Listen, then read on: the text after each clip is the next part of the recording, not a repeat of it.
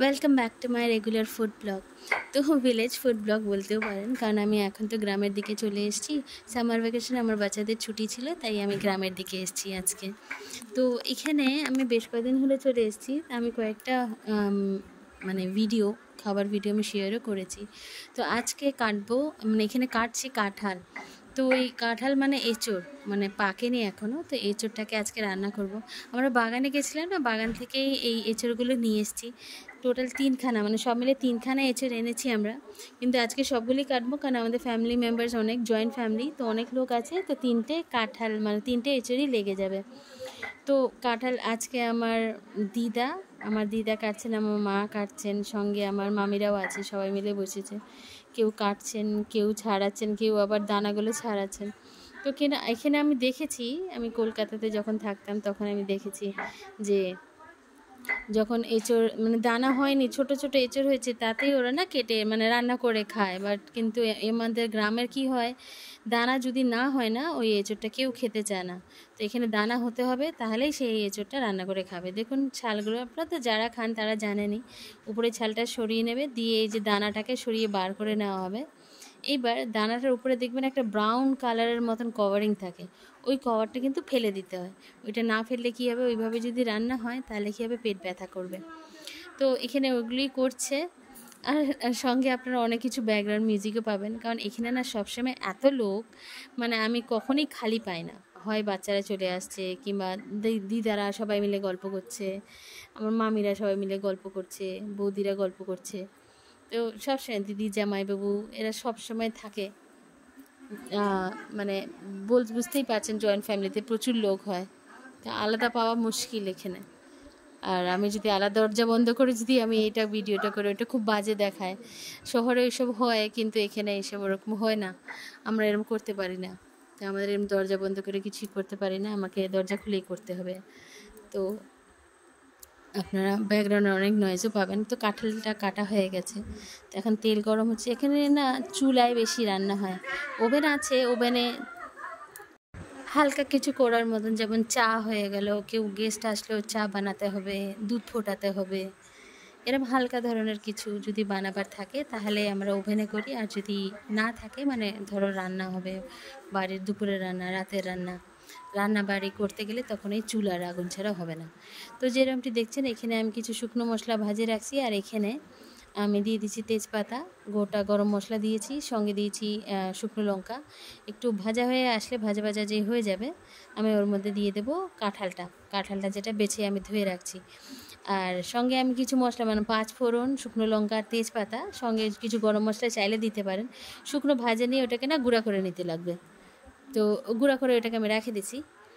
এবার এটা একটু ভাজা ভাজা যে একটু হয়ে যাবে, তখন আমি এর মধ্যে দিয়ে দেবো কাঁঠাল। এর মধ্যে কাঁঠাল দেওয়ার আগে না, আমি এখানে একটু সামান্য জিরে ফোড়ন দিছি। জিরে ফোড়নটা যখন একটু ফুটে আসবে, জিরেটা যখন ফুটবে, তখন আমি এতে দিয়ে দেবো কাঁঠালগুলো। দেখেন কাঁঠালগুলো আমি আগে থেকে ধুয়ে রাখছি, এই যে একদম অনেক কাঁঠালগুলো আমি চুবড়িতে কাটে রাখছি, জল ঝরায় রাখছি। এবার আস্তে আস্তে সবগুলো দিয়ে দিচ্ছি। তো সব কাঁঠালগুলো আমি এখানে দিয়ে দিলাম একত্রে। তো এখানে চুলার এই এতগুলো যে কাঁঠালের, আমি যদি এখন ওভেনে রান্না করি না, এটা করতে করতে অনেক সময় লাগে যাবে, এটা হবে না। তো চুলাতেই করতে লাগবে। আমাদের জয়েন্ট ফ্যামিলিতে এত লোক, 15-20 জন আছেই। তো এতগুলো লোকের রান্না করতে গেলে চুলা ছাড়া হবে না। তাই জন্য চুলা, এই যে দেখছেন চুলা এইভাবে জ্বলতে থাকবে। আর কাঁঠাল হয়ে গেলে তারপরে ভাত বসবে, তারপরে বাকি সব সবজি এই একই চুলাতেই হয়ে যাবে। এতে খুব তাড়াতাড়ি হয়, আর রান্নাটা খুব সুস্বাদু হয়। তো আমি চুলাটার আগুন, এবার আরেকটা সমস্যা কি, যে রান্না করবে তাকে কিন্তু চুলাটাও চালাতে লাগবে, পাশে চুলাটাও জ্বলতে লাগবে, ওইটাকে দেখতে লাগবে নিভে যাচ্ছে নাকি, আর সঙ্গে সঙ্গে রান্না করতে হবে, সব ব্যালেন্স করে চলতে হবে। ওরকমই। আর আমাদের শহরে কিরম হয়, আমরা ওভেনটা জ্বালিয়ে নিলাম, জ্বালিয়ে দিয়ে করতে থাকলাম। কিন্তু ওইটা একটু অসুবিধা, কিন্তু করতে করতে যারা করে না, করতে করতে তাদের অভ্যাস হয়ে যায়, ওটা আর আলাদা করে চিন্তা করতে লাগে না। তো দেখেন এখানে আমার এইভাবে কাঁঠালটাকে আমি একটু না ভাজা ভাজা করে নিচ্ছি। দেখুন ব্যাকগ্রাউন্ডে কত চেঁচাচ্ছে আমার বৌদিগুলা। এবার এখানে এবার একটু নুন দিয়ে দেবো, এর মধ্যে নুন দিয়ে দিলাম, নুন দিয়ে দিলাম। এবার একটু নাড়াচাড়া হয়ে গেলে এর মধ্যে দিয়ে দেবো হলুদ গুঁড়া দিয়ে এই কাঁঠালটাকে একটু ভালো করে ভেজে নেব। এটা যখন একটু ভাজা ভাজা হয়ে যাবে না, ভাজা ভাজা হয়ে গেলে তারপরে আমি এর মধ্যে বাকি মশলাগুলো দেবো। তো এখানে এখন ভাজা করছি, এখন হলুদ তো দিয়ে দিছি, নুন দিছি, লবণ দিছি। লবণ দেওয়ার পরে এবার হলুদটা দেওয়ার বাকি আছে। তো হলুদ আনতে গেছে। আজকে আবার একটা ব্যাপার হয়েছে, এখানে যে রান্না করছে না সে আমার দিদা। তো আজকে দিদা রান্না করছে, এটা একদম ওল্ড ট্রেডিশনাল রেসিপি। তো কি হয় না, আগেকার দিনের লোকেরা বেশি মশলা দিতেন না, শুধু সবজি যেটা আছে সবজিটাই রান্না করতেন। নুন হলুদ দিলে আর একটু ঝাল দেবেন, লঙ্কা, ব্যাস এতেই রান্না হয়ে যায়। তো আগেকার দিনে বেশি মশলা দিতেন না, কিন্তু ওতে না এমনি যখন বানায় ও তো খেতে খুব সুন্দর লাগে। আমরা আজকাল কত রকম মশলা নানা রকম দিই, আগেকার দিনে আমার দিদা তো অত মশলা দেয় না। যাই দেখি এবার এইটা যেটা রান্না আমরা খেতে খুবই সুস্বাদু হবে, আর তেলও বেশি লাগে না, আর খেতে খুবই ভালো লাগে। তো এবার দেখুন আমার চুলাটা ভালো করে জ্বালা নিয়েছি। আমি চুলার পাশে আমিই বসে আছি, আমি মাঝে মাঝেও ছুঁড়ে দিচ্ছি একটু আগুনটা যাতে হয়। দেখুন আগুনটা পুরো বাইরে, আমি এটাতে আবার রান্না করতে পারি না।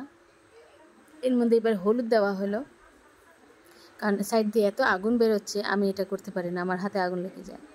তো এর মধ্যে এবার একটু দিদা জল দিয়ে দিল। এবার জলটা দিয়ে ভালো করে পুরো সবজিটাকে নাড়াচাড়া করে নেবে। নাড়াচাড়া হয়ে গেলে তখন এটাকে একটু ঢাকা দিয়ে সিদ্ধ করতে দেবে, এটা ভালো করে সিদ্ধ করে নেবে যাতে এঁচড়গুলো না খুব ভালো করে গলে যায়। তো এখানে আমাদের কুকিং টাইম 5 থেকে 10 মিনিট না, একটু বেশিক্ষণ করব, 15 মিনিট মতন করব, যাতে এঁচড়গুলো খুব ভালোভাবে গলে যায়। তো আবার দেখা হচ্ছে 10 থেকে 15 মিনিটের মতন, নাহলে ভিডিওটা না অনেক বেশি লম্বা হয়ে যাবে। 10 থেকে 15 মিনিট হয়ে গেছে, ঢাকাটা এবার আমরা খুলে নিয়েছি। একটু অন্ধকার হচ্ছে এখানে বারবার, তো ঢাকাটা খুলে নিয়েছি। দেখুন এখানে জলটা না খুব শুকিয়ে এসছে, তাই আমি আর একটু এতে জল দিয়ে দিলাম।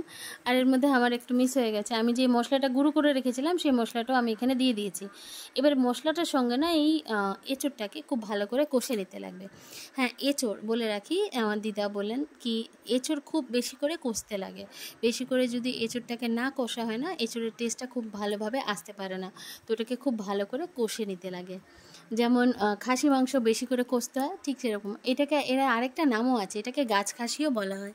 আপনাদের ওখানে কি বলে আমাকে কমেন্ট করে নিশ্চয়ই জানাবেন। তো আমার তো সব জিনিসগুলো কি সুন্দর লাগছে, এই যে চুলার আগুনটাও আমাকে কি ভালো লাগছে, এত সুন্দরভাবে রান্না, দেখতে অসাধারণ লাগছে। এটা একটা আলাদা এক্সপিরিয়েন্স। আমরা যখনই আসি এখানে চুলার আগুনের রান্না করাই খাবার খাই, আর খেতে খুব সুস্বাদু হয়। অন্যান্য আমি এর দেখে নিয়েছি, আমরা যখন গ্যাসেও করেছি তার একটা অন্য টেস্ট আসে, আর যখন চুলায় করা হয় তখন একটা অন্য টেস্ট আসে। তো এটা এরমভাবে কষে যেতে হবে, কষতে কষতে দেখবেন এই তরকারিটা একটু না ভাজা ভাজা টাইপের, জলটা পুরো শুকিয়ে যাবে। তো কী হবে, যদি এটা কষতে আমাকে 10 থেকে 15 মিনিট মতনই আমি এটাকে নিয়ে কষবো। কষতে কষতে দেখবেন, প্রথম কথা তো আগে সবজিটা গলে যাবে। যদি দেখেন না গলছে তাহলে আবারও আরেকবার ঢাকা দিয়ে দেবেন 10 থেকে 15 মিনিটের মতন, যতটা লাগে, 5-10 মিনিট যদি হয় তাহলেও ভালো। আবার ঢাকা দিয়ে সেদ্ধ করবেন। সেদ্ধটা যখন হয়ে যাবে তারপরে এটাকে কষিয়ে নিতে হবে ভালো করে কষে। এবার যদি এটা আপনি শুকনো রুটির সঙ্গে যদি শুকনো খেতে চান তাহলে আর জল দেবেন না, কষে কাশে ভালো করে লাস্টে নুনটা লবণটা একটু দেখে নেবেন। আর উপর থেকে একটু গরম মশলা না দিলেও চলে, দিতেও পারেন। দিয়ে ভালো করে মিক্স করে ভাজা ভাজা করে নামিয়ে নেবেন, ওটা খেতে খুব ভালো লাগে। যদি এটা ঝোল করতে চান তাহলে এটাতে সামান্য একটু জল দিতে লাগবে একদম শেষের দিকে, তাহলে যতটা ঝোল খাবেন সেই হিসাবে জল দেবেন, দিয়ে এটাকে ফুটিয়ে নেবেন।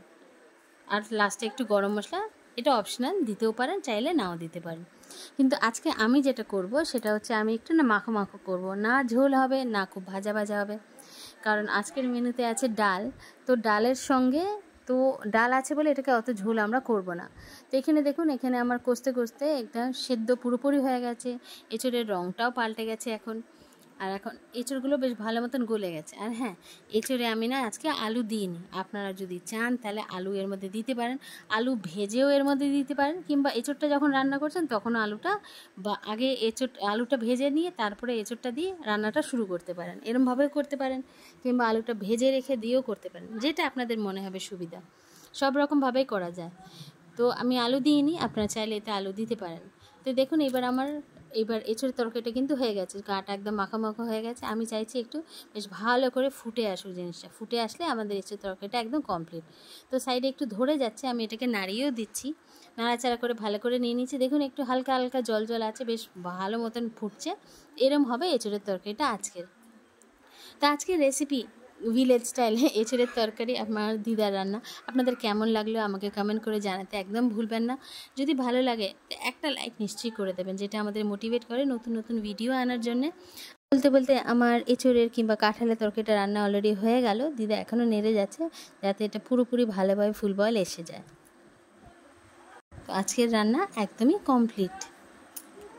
আজকের জন্য এখানেই রাখছি, আবার দেখা হবে নতুন একটা ফুড ব্লগে। Till then bye bye and take care.